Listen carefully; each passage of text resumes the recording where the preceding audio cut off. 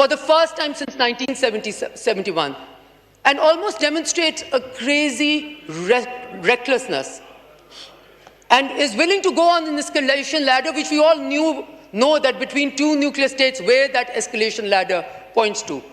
That when that state went crazy, Pakistan showed restraint. I think that restraint that we showed, the responsibility that we showed, was misconstrued to be a lack of will and a lack of capacity. And therefore, Mr. Chairman, the second time around, Mr. Chairman, pehle to mujhe is cheez ka, because I have to say this as someone who has represented this country at the level of the Foreign Minister and as recently as Minister of State, you know, when the world tells you that humne ye karna para or India is maybe in self-defense, I am challenging the world that what new matrix are we putting out there? Have we all gotten out of the UN Charter as the common, international and the parameters of international law? Are we not all signatories to Article 25, which says we will all abide by the Security Council resolution? So when Prime Minister Modi decides that Kashmir is now an integral part of India, must we all pay homage to him and bow down, and not to the Security Council and to the UN Charter? And then, when President Trump acknowledges that as disputed territory, you know what has fallen?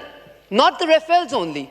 What has fallen is the entire Indian doctrine made by Doval, Jaishankar and Prime Minister Modi to completely unravel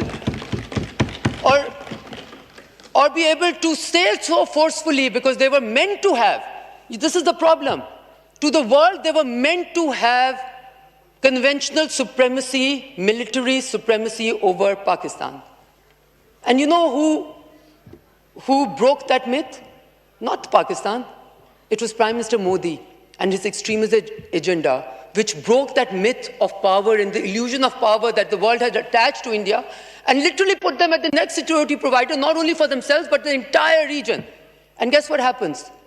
The world finds out that a country that they consider to be powerful enough, militarily strong enough, conventionally superior over its nuclear power neighbor, could not even defend its own border when the other country, as in Pakistan, decides to just do what it is entitled to do under Article 51 by just as a defensive measure and then as an offensive measure to be able to tell them how far we can reach. And allow me to say, Mr. Chairman, what we also proved was that we don't only equip ourselves with high, fancy, technologically advanced toys and tools, we just happen to train ourselves better to be able to also use them. So, the military, what happened in the war theatre, Mr. Chairman, allow me to also say, will rewrite the premises of what this entire region, including the Indo-Pacific strategy for many, many regions and countries. The illusion of power for some countries is far more useful than to test it. I think India, unfortunately, under this extremist Hindutva ideology, decided to test a very pervasive and a strong illusion of power that it was able to protect all over the world. And then they burst their own bubble. So, Mr. Chairman, I don't want to go further into that. I just want to make some points because I think Pakistan should be unapologetic in two or three things. First of all, if somebody thinks that a country where a terrorism incident takes place has the right to launch strikes into another country, into its geographical boundaries, into internationally established borders, then please be mindful of the precedent that we're setting. Please be mindful of the precedent that we're setting. Does that, by the same logic, does it mean that when Jafar Express happened, and we were able to share evidence of India's involvement with it, that we were right in self-defense to launch strikes into Indian territory? Is that what the world is trying to sanctify over here? We cannot rewrite international law until we write it. And since we haven't written it, might as well abide by it. Mr. Chairman, I have कभी-कभी ना अफसोस होता है कि जब आपका खुद का कहा कुछ सही निकल गया. Because for many, many years we were telling the world that the impunity that is being granted to India to be a belligerent extremist state to all its neighbors is going to make this region a very, very tense combative, flagrant one. And I thought it was proven to be true in the last few days. But Mr. Chairman, I do want to say that I think Pakistan should be absolutely unapologetic in having to defend and having the will and the ability to defend itself. We should have done this earlier. We did it at the right time. We did it when we were provoked, when our military bases were even attacked. And that restraint that Pakistan showed was on exhibit in all world capitals.